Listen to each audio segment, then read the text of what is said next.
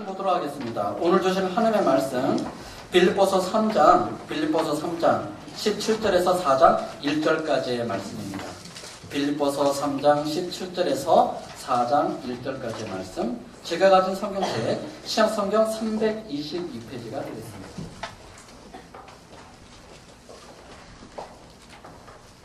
빌립보서 3장 17절 4장 1절까지 우리 한 절씩 말씀을 교독하겠습니다. 제가 먼저 봉독하겠습니다.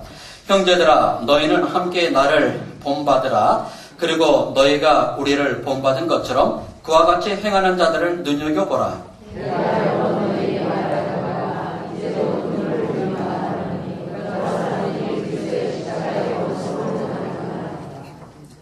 그들의 맞춤은 멸망이요 그들의 신은 패요 그 영광은 그들의 부끄러움에 있고 땅의 일을 생각하는지라.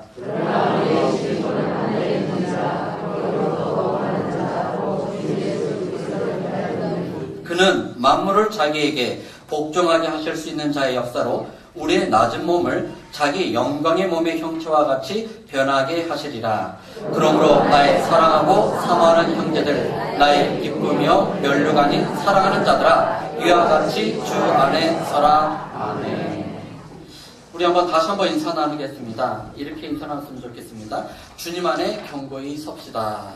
주님 안에 견고히 섭시다. 네, 아멘.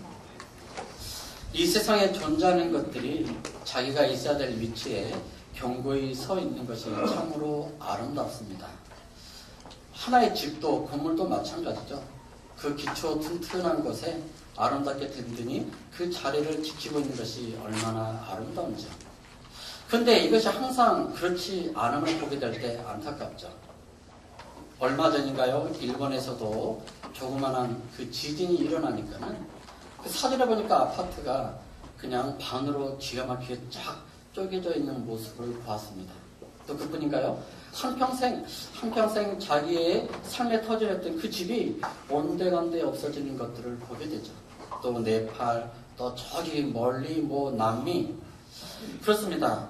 우리가 살고 있는 이 세상, 참 모든 것이 있는 곳에 견고히 있으면 얼마나 아름다울까요? 그러나 우리의 원하는 대로 때로는 그렇지 않은 것을 바라볼 때 참으로 안타깝죠. 그런데 물질적인 것, 우리의 눈에 보이는 것뿐만 아니라요, 눈에 보이지 않는 것 더 중요하죠.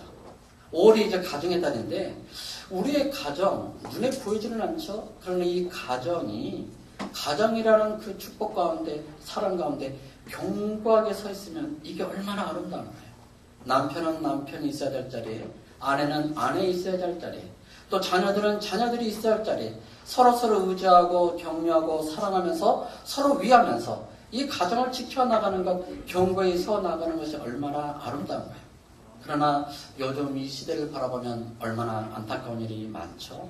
가정이 그렇지 못하는 일들이 너무나도 많아요. 때로는 질병이 갑자기 찾아오고, 때로는 불행한 사고 때문에, 때로는 경제적인 어려움 때문에 이 가정이 정말 혼비백산 흩어진다든지 깨지는 경우가 얼마나 많은지요. 또 사랑으로 서로 의지하고 세워져야 될 이 축복된 가정이요, 참 하나님의 참 포도원과 같은 이 가정이 여우의 공격으로 말미암아 무너지고 흐트러지는 것들이 요즘 이 시대에 참으로 많이 있다는 것이 안타깝죠. 더 나아가 부디 가정뿐인가요? 오늘 살펴볼 것인데, 믿음은 어떠한 거예요? 믿음도 더욱더 중요하죠. 믿음도 바로 우리의 영원한 반석이신 예수 그리스도 위에 든든히 견고하게 서 있을 때 이것이 얼마나 아름답다는 거예요. 또 이것이 얼마나 존귀한 것인가요? 신령한 반석이신 예수 그리스도 위에서 우리 한 사람의 믿음이, 아니면 우리 공동체의 믿음이, 아니면 우리 교회와 우리 민족과 나라의 믿음이 견고하게 흔들림 없이 서 있으면 이것이 얼마나 아름다울까요? 비가 내리고 홍수가 차서 모든 것이 흘러 떠내려간다 할지라도 예수 그리스도 위에 서 있는 믿음이 견고하게 그 자리를 지키고 그 아름다운 모습을 굳건하게 지키고 있다면 이보다 더 아름다운 것이 어디에 있겠습니까? 그러나 눈에 보이는 것도 때로는 우리가 원하는 대로 견고히 서지 못할 때가 있는 거죠. 조그마한 작은 자연 재해 때문에, 또 여러 가지 크고 작은 일들 때문에 이리저리 쉽게 균열이 되고 끼어지는 것들을 우리가 쉽게 볼 수 있는 것처럼 영적인 문제, 믿음에 있어서도 참 이것이 쉽지 않다는 걸 우리는 경험하게 됩니다. 예수 그리스도께서 주신 이 믿음, 우리가 견고히 붙들고 있고 주님 안에서 더 든든하게 견고하게 세워져 가고 하나님이 원하는 아름다운 신령한 집들로 세워져 가야 되는데, 그러나 현실을 바라보면 얼마나 많은 그 방해 요소들이 우리의 믿음을 흔들려고 할 때가 얼마나 많은지요. 여러 가지 사건, 질병, 환경, 여러 가지 모든 것, 인간관계를 통해서 아니면 여러 가지 모든 사건을 통해서 우리의 믿음이 그리스도 위에 견고하게 서지 못하도록 흔드는 일이 참으로 많이 있습니다. 그러나 우리는 또 이 자리에 계신 저와 여러분은 반드시 예수 그리스도 위에 든든히 세워지는 신령한 집인 줄 믿으시기를 바랍니다. 우리는 견고한 믿음을 하나님께로부터 선물을 받은 자들임을 믿으시기를 바랍니다. 그럴 때 우리는 주 안에서 굳건하게 설 수 있는 것입니다. 오늘 바울의 이 서신 말씀을 통해서 몇 가지 살펴볼 것은, 그러면 사방에서 예수님께서도 말씀하신 것처럼 우리를 위협하는 정말로 이 믿음의 요소를 약하게 만드는 여러 가지 요소들이, 시험, 혼란이 우리를 위협해 오고 있는 이때 우리가 어떻게 피해 속에서 예수 그리스도 위에서 견고한 믿음 위에 또 견고한 토 위에 굳건하게 서 있을까? 서 있을 수 있는 방법은 무엇일까? 바울의 표현을 통하여 몇 가지로 살펴보기를 원합니다. 우리 17절의 말씀 우리 한번 읽겠습니다. 시작. 형제들아, 너희는 함께 나를 본받으라. 그리고 너희가 우리를 본받은 것처럼 그와 같이 행하는 자들을 눈여겨보라. 첫 번째로 살펴볼 수 있는 것처럼 우리 한번 외쳐보길 바랍니다. 참된 믿음의 본을 따라야 됩니다. 아멘. 우리의 믿음이 주 안에서 더욱더 굳건하게 서 있으려면요, 참된 믿음의 본을 따라야 된다고 우리가 말할 수 있죠. 바울은 빌립보에 있는 성도들이 이렇게 말합니다. 형제들아, 너희는 함께 나를 본받으라 라고 말하죠. 자기 자신을 본받으라 라고 말합니다. 이 말이 무슨 말일까요? 사실 바울은 위대한 영적 스승이죠. 바울같이 위대하고 신실한 또 지혜와 총명과 명철을 가진 분이 또 어디 있겠습니까? 참으로 존경할 만하고 우리가 본받을 만한 요소가 참으로 많이 있죠. 그렇다고 해서 우리가 알고 있는 이 바울이 자기에게 겸손하지 못하고 사람들 향해서 너희는 함께 나를 본받으라, 어떻게 이렇게 담대하게 말할 수 있을까라는 것이죠. 왜 그렇죠? 아무리 훌륭한 사람이라 할지라도 약점이 있기 마련이고요. 또 아무리 위대하고 아무리 신실한 사람이라 할지라도 그 연약한 부분이 있고, 또 우리는 그것 때문에 때로는 시험에 들기도 하고 그것 때문에 상처받는 일들이 이 인간 사회에는 너무나도 많이 있기 때문입니다.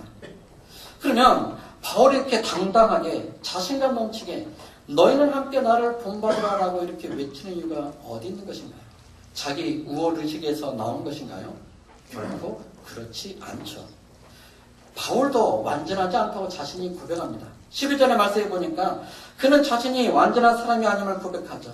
내가 이미 얻었다 함도 아니요 온전히 이루었다 함도 아니라. 내가 아직 영적으로 내 믿음의 분량이 아직 장성한 데까지 자란 것도 아니고 내가 얻은 것도 아니고 온전히 이룬 것도 아니다. 그럼에도 불구하고 나는 담대히 말할 수 있는데 너희는 함께 나를 본받으라 라고 외치는 것입니다. 자신이 불완전한 죄인임을 고백했던 바울이죠. 나는 죄인 중에 괴수라라고까지 했던 바울인데, 그러면 자기 자신의 무엇을 본받으라라고 말하는 것인가요? 또 오늘 우리가 살펴볼 주제, 이것이 어떻게 또한 주 안에서 굳건하게 서는 일과 연관이 되는 것인가요? 12절 하반절에서 바울은 이렇게 말하고 있죠. 오직 내가 그리스도 예수께 잡힌 바 된 그것을 잡으려고 달려가노라. 바울이 본받으라고 말하는 이유는 바로 여기에 있는 것이죠. 바울은 과거에는 율법에 사로잡힌 자였어요. 자기의 행위를 자랑하던 자였고 이것을 자부심으로 여기며 많은 후배들이 자기를 따라오기를 원했던 사람이었죠. 그러나 예수 그리스도를 만나고 나서 바울은 완전히 뒤바뀐 사람이 되었습니다. 오늘 이 12절 하반절의 말씀을 통해서 무엇을 자신을 본받으라고 말하고 있냐면 나는 아주 온전히 이룬 것도 아니고 온전히 완전한 상태에 도달한 것도 아니지만, 그러나 내가 담대히 말할 수 있는 것은 나는 내가 그리스도 예수께 잡힌 바 된 것을 잡으려고 지금도 멈추지 않고 달려가고 있다. 바로 이 영적인 태도, 신앙의 태도를 본받으라고 말한 것이 아닌가요? 이것을 요약하면 무엇인가요? 주님의 은하에 붙잡혀 살아가는 자신의 삶의 태도를 본받으라는 것입니다. 바울은 이렇게 말했죠. 나는 뒤에 있는 것을 잊어버렸다. 그리고 오직 앞에 있는 것을 잡으려고 할 뿐이다. 그리고 그리스도 예수 안에서 하나님께서 위에서 부르신 부름의 상을 위하여 나는 지금도 쉬지 않고 달려간다. 이것이 나의 전부이다라고 말하는데, 오늘 우리가 본봐야 될 것 바로 이것임을 분명히 말씀하고 있습니다. 많은 사람들이 믿음 안에 경고에 서다가 주저앉는 경우가 많이 있습니다. 자신의 과거 때문에, 자신의 죄악 때문에, 자신의 잘못 때문에 그것이 자기의 발목을 붙잡아서 경고에 서지 못하게 만들고 흔들리고 그저 주저앉는 경우가 얼마나 많이 있습니다. 과거를 되돌아보며 과거에서 헤어나오지 못하면서 더 믿음의 전진을 하지 못하고 더 굳건하게 서져가지 못하는 안타까운 일들이 너무나도 많이 있는데, 오늘 바울은 우리에게 말합니다. 나는 뒤에 있는 것을 잊어버렸다. 바울은 예수 그리스도와 원수가 된 자였고 예수 그리스도를 핍박하였던 자였습니다. 그럼에도 불구하고 자신의 연약한 모습, 자신의 죄악, 자신의 실수, 그것에 얽매여 붙잡힘을 당하여 오도 가도 못하고 꼼짝꼼짝 주저하는 자가 아니라 뒤의 것을 가감히 잊어버렸는데, 이것도 또한 은혜였다라는 사실입니다. 그 다음에 오직 앞에 있는 것을 잡으려고 오직 달려갈 뿐이라고 말하고 있죠. 앞에 있는 것, 믿음의 소망을 바라보며 하나님이 허락하여 주신 믿음의 길, 주님이 허락하신 그 소망을 붙잡기 위하여 그리스도 안에서 부르심의 상을 찾기 위하여 나는 달려갈 뿐이다. 이 태도를 우리는 본받아야 된다라는 것입니다. 사실 우리가 사는 이 세상에는 좋든지 싫든지 우리는 사람들에게 영향을 주고 또 영향을 받고 있습니다. 내가 다른 사람에게 영향을 줄 수도 있고 또는 다른 사람을 통하여 나는 영향을 받기도 합니다. 근데 영향에는 항상 두 가지가 있죠. 하나는 좋은 영향이고 하나는 나쁜 영향입니다. 선한 영향력이 있는가 하면 악한 영향력이 있어요. 근데 이것은 한 개인에게도 마찬가지예요. 어떤 한 사람의 모습을 우리가 눈여겨보게 볼 때 좋은 모습, 분명히 영적으로 본받을 만하고 좋은 것이 있는가 하면 또 그렇지 못한 부분도 있죠. 그러면 우리는 어디에 초점을 맞춰야 되냐면 참된 믿음의 본에 초점을 맞추고 그 믿음의 본을 보고 따라가라는 것이죠. 바울을 보더라도 과거에 실수한 바울, 어리석은 바울, 교만한 바울을 바라보고 실망하고 그를 정죄하는 것이 아니고 믿음 안에서 견고하게 주님만을 의지하고 은혜 가운데 사로잡혀 살아가는 바울의 모습을 보고 우리가 그것을 참된 믿음의 본으로 삼으면 된다라는 것입니다. 이것은 우리가 서로 영향을 끼쳐야 될 부분입니다. 왜 우리가 공동체 안에 또 우리가 살아가면서 때로는 실망도 없고 또 실망이 없겠습니까만, 그러나 참으로 현명한 사람, 믿음에 경건하게 살아가는 사람은요, 좋은 점을 보는 자들임을 믿으시기 바랍니다. 그래서 공동체 안에서, 구역 안에서도요, 좋은 점만 보시기 바랍니다. 분명히 좋은 점이 있어요. 그 점을 보시고 우리의 본으로 삼기 바라고요. 또 나 자신도 정말 내가 바울처럼 온전하지 않지만, 완전하지 않지만 그래도 최선을 다해서 그리스도를 닮아가려고 하는 그 열정에 사로잡혀 정말 최고의 아름다운 영적의 삶을 살려가는 그 열정 가운데 살아감으로 다른 사람에게도 이 아름다운 본을 끼칠 수 있는 우리 모두가 되기를 간절히 축원합니다. 우리가 눈여겨보면요, 우리 주위에 이런 분들이 너무나도 많이 있어요. 옆 사람 바라보시면서 당신이 바로 그럽니다. 칭찬하시기 바랍니다. 시작. 우리 주위에 많이 있다는 거예요. 그래서 바울도 자기 자신만을 유일한 믿음의 참된 분이라고 자랑하지 않고요. 뭐라고 말하냐면, 형제들아, 너희는 함께 나를 본받으라. 그리고 너희가 우리를 본받은 것처럼 그와 같이 행하는 자들도 있다는 거예요. 그와 같이 행하는 자들이 있으니까 그들도 눈여겨보고 뭐 하라는 거죠? 판단하고 정죄하라는 거예요? 아니라 그들의 참된 믿음의 본을 보고 따라하라. 지금 바울은 어디에 있습니까? 감옥에 갇혀 있어요. 그러나 빌립보 교인들에게 이 말씀을 증거하고 있고, 또 이 말은 빌립보 공동체 안에 신실한 장로들, 집사들, 디모데 같은 사역자들, 또 좋은 훌륭한 믿음에 정말 끝까지 선한 것을 지키는 선한 믿음의 성도들이 있는데 서로 그들을 바라보며 믿음의 선한 본을 따라 주님 안에 서로 합력하여 더욱더 굳건하게 살아 놀라운 칭찬의 말을 하고 있는 것을 우리가 보게 되는 것이죠. 오늘 우리는 바울의 삶의 모습, 태도를 바라보기를 원합니다. 최선을 다해서 주님을 닮아가려는 그 자신의 믿음의 태도를 담대히 본받으라고 말한 것처럼, 또 그리스도의 완전함을 담기 위해 열심히 표대를 향해 줄기차게 쫓아가는 그의 태도, 오늘 우리가 본받아야 될 태도가 아닌가요? 또 우리 주의 또는 하나님의 종들의 모습을 통하여, 우리 부모님들의 모습을 통하여, 아니 우리 어린 자녀들의 모습을 통하여서도 그들이 신실하게 하나님 앞에 살려가는 그 모습을 바라보며 우리가 함께 본을 받게 될 때, 또 좋은 선한 영향을 끼치며 살아가게 될 때 서로서로의 믿음이, 또 우리 공동체와 교회 믿음이 더욱더 견고하게 설 줄 믿습니다. 그 다음에 두 번째는 우리 18절 19절인데 우리 한번 18절 19절 읽겠습니다. 시작. 내가 여러 번 너에게 말하였거니와 이제도 눈물 흘리며 말하노니 여러 사람들이 그리스도의 십자가의 원수로 행하느니라. 그들의 마침은 멸망이요 그들의 신은 되어 그 영광은 그들의 부끄러움이 있고 땅의 일을 생각하는지라. 우리가 주님 안에서 굳건하게 서려면요, 우리 한번 따라해 보시기 바랍니다. 두 번째인데요, 십자가의 원수로부터 도망갑시다. 시작. 십자가의 원수로부터 도망갑시다. 아멘. 사람들은 이게 참 본성인 것 같은데요, 좋은 점을 담기보다는 어떤 걸 담는 게 더 빠르죠? 나쁘고 악한 것을 쫓아하는 데 참 빠른 것 같아요. 그걸 뭘 보면 알 수 있나요? 어린 자녀들을 양육하면 희한하게도 안 좋은 것은 금방 따라하는 것 같아요. 그럼 부모들이 이렇게 보다가 가슴이 철렁철렁하죠. 학교 갔다 오는데 사용하는 말이 갑자기 뭐 바뀐다든지 뭐 그렇습니다. 그래서 우리가 분명히 깨달아 알아야 될 건요, 믿음의 선언본은 우리가 따르고 그걸 붙들고 우리가 훈련을 통하여 닮아가기 힘써야 되지만, 이 악한 영향력은 우리가 가감히 끊어버려야 돼요. 그게 무엇이냐면 십자가의 원수로 행하는 자들로부터 도망을 치라는 거예요. 그들을 훈계하고 그들을 설득하라고 바울이 여기서 절대 말하지 않아요. 왜 그렇겠습니까? 일단은 십자가의 원수로 행하는 자들로 도망하라. 이것이 주 안에서 굳건하게 설 수 있는 귀한 근거가 되기 때문입니다.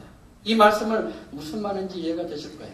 가정마다 이제 이단들이 방문하고 뭐 요하의 증인님, 뭐 신천지님 여러 이단이 와서 뭐 자기네 도를 증거하고 뭐 하면 우리가 그들을 설득해야지, 그들을 전대하지라고 말을 섞고 대화하다 보면 나중에 후회하는 건 시간 낭비. 이야기하고 나서도 괜히 기분이 찝찝하고, 그죠? 그런 것이 있는데 바로 십자가의 원수로 행하는 자들로부터 아예 도망치라. 무슨 말인가요? 떠나버리라는 거죠. 그게 가장 현명한 것이고 주님 안에 견고히 설 수 있는 일이다라고 말합니다. 그러면 십자가의 원수로 행한다는 건 무엇인가요? 십자가의 정신은 자기를 부인하고 그리스도를 따르는 것이잖아요. 죄에 대하여는 죽고 하나님에 대하여는 사는 것이죠. 십자가 외에는 자랑할 것이 없다고 말하는 것입니다. 그러면 십자가의 원수로 행하는 자들은 누구겠습니까? 특별히 바울이 옥에 갇혀있는 이때 빌립보 교회를 생각할 때마다 기쁘고 즐겁고 늘 감사한데, 그러나 또 한편으로는 오늘 말씀해 보니까 내가 여러 번 너에게 말하였거니와, 또 지금도 옥에 있으면서 어떻게 말하고 있어요? 눈물을 흘리며 말하노니. 이게 무슨 말인가요? 바울이 빌립보 교회를 바라봤을 때 좋은 점이 99라면 한 가지 안타까운 1%가 있다는 건데, 이것 때문에 바울은 그들과 교제할 때도 여러 번 말했을 뿐만 아니라 지금 함께 있지 못하는 자신은 옥에 갇혀있는 상황이지만 그래도 이것을 생각하며 눈물을 흘리며 지금 글로써 대신 말하고자 하는 것이 무엇이에요? 여러 사람들이 그리스도의 십자가의 원수로 행하고 있다. 이게 빌립보 사회에서뿐만 아니라 어디까지 침투해 들어올 수 있다는 거예요? 빌립보 교회 공동체 안에까지 침투해 들어왔다는 걸 바라보며 바울이 안타까워하며 걱정하는 것이죠. 이들의 행하는 일이 우리 신앙인의 믿음의 견고한 틀을 능히 흔들 수 있는 것이기 때문이에요. 그러면 이들이 누구이기 때문에 그렇습니까? 당시 빌립보 교회 안에 위협을 대고 그 사회에 위협이 되었던 것 중에 하나, 십자가의 원수를 행하는 자 중에 하나가 어떤 자들이냐면 바로 율법주의자들이죠. 이것은 무엇이죠? 하나님의 은혜, 그리스도의 은혜와 반대되는 자들입니다.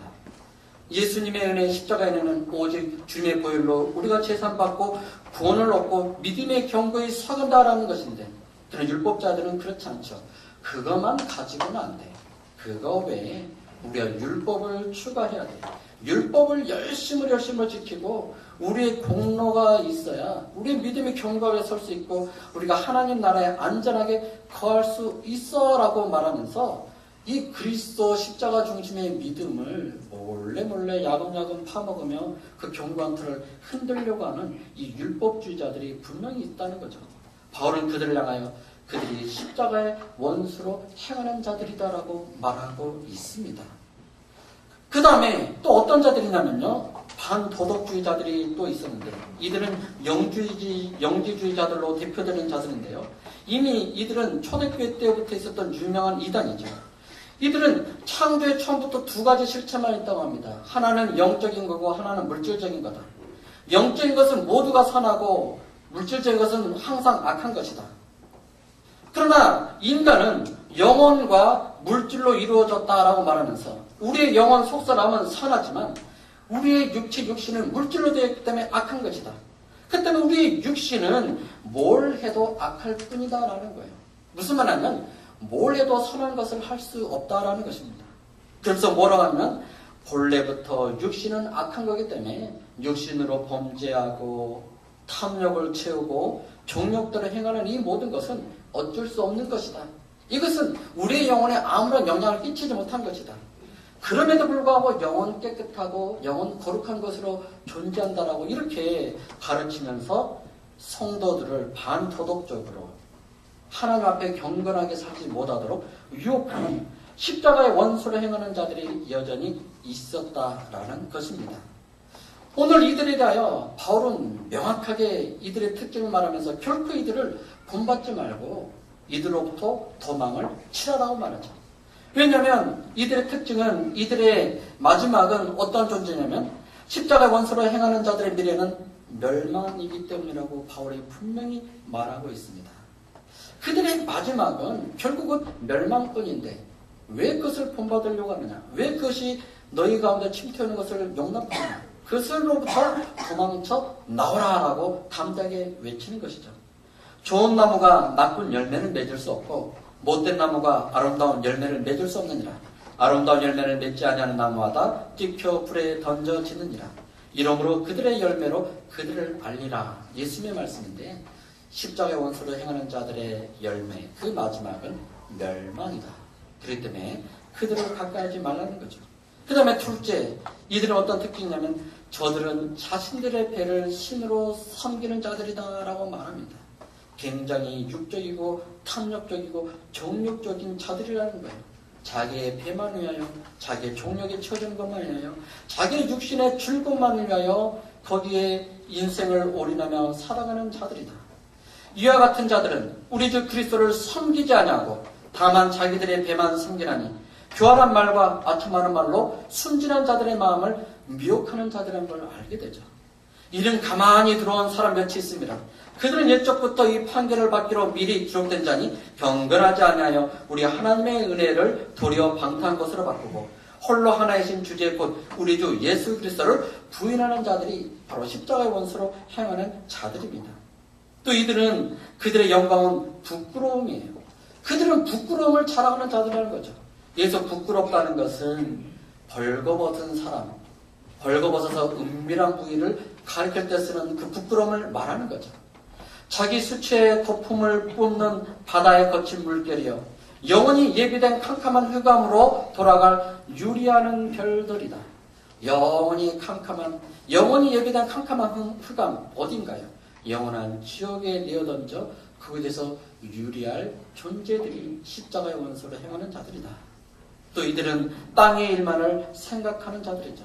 하나님의 뜻을 순종하는 대신에 사람의 생각을 하고 행하는 자들, 육신의 일만을 생각하는 자들입니다. 이러한 자들에게서부터 담대히 도망치는 것이 바로 주 안에서 믿음을 굳건하게 서는 하나의 비결이라고 말씀하고 있죠. 이제 마지막으로 20절, 20절에서 말하는데 20절, 21절을 함께 읽겠습니다. 시작. 그러나 우리의 시민권은 하늘에 있는지라 거기로부터 구원하는 자 곧 주 예수 그리스도를 기다리노니 그는 만물을 자기에게 복종하게 하실 수 있는 자의 역사로 우리의 낮은 몸을 자기의 영광의 몸의 형태와 같이 변하게 하시리라. 아멘. 중요한 것을 말씀하고 있는데요. 우리 한번 따라해 보시기 바랍니다. 성도에게 주어진 소망에 집중합시다.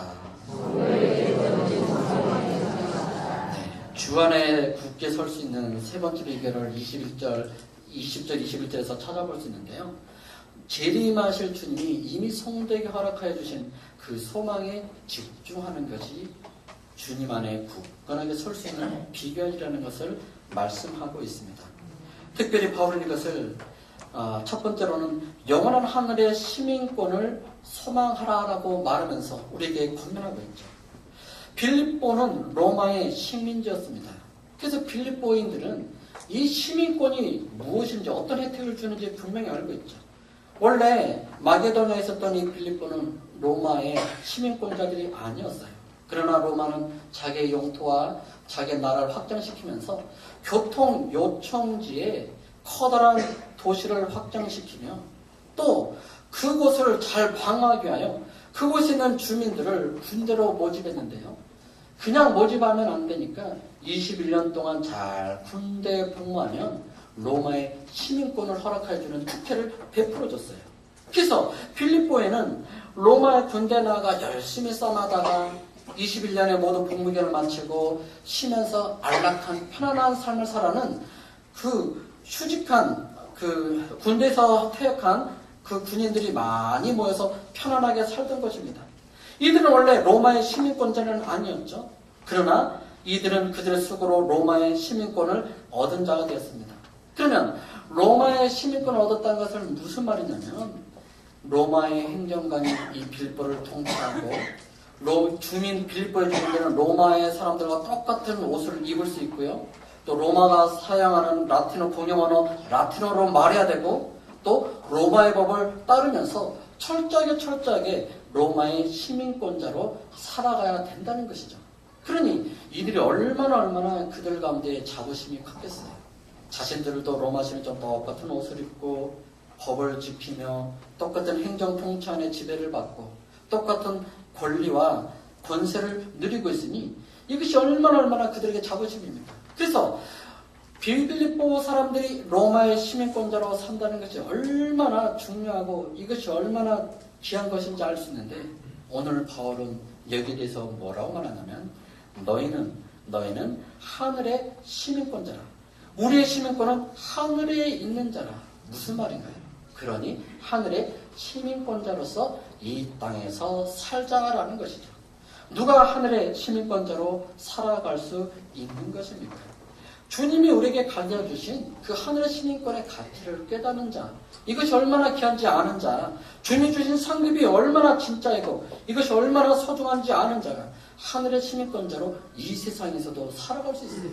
우리 입는 옷이, 우리의 말하는 언어가, 우리의 법이, 우리가 영향받는 모든 것들, 통치와 이 법이 바로 예수 그리스도 하늘의 법, 하늘의 통치를 받게 되는 하늘나라의 시민권자로, 천국의 시민권자로 이 땅에서 살자라는 것이죠.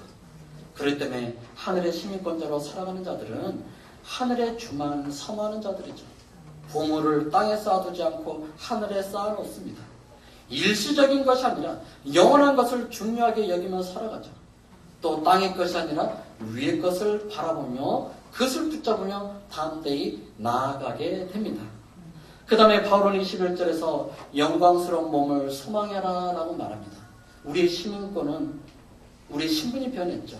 우리는 이미 하늘나라의 시민권입니다. 그러나 우리의 육신은 어떠한가 봤더니 아직까지는 이 세상에 적응된 육신이에요. 깨어지기 쉽고 질그릇과 같은 참으로 나이가 들어가면 노쇠지고 병드는 참으로 연약한 육신입니다.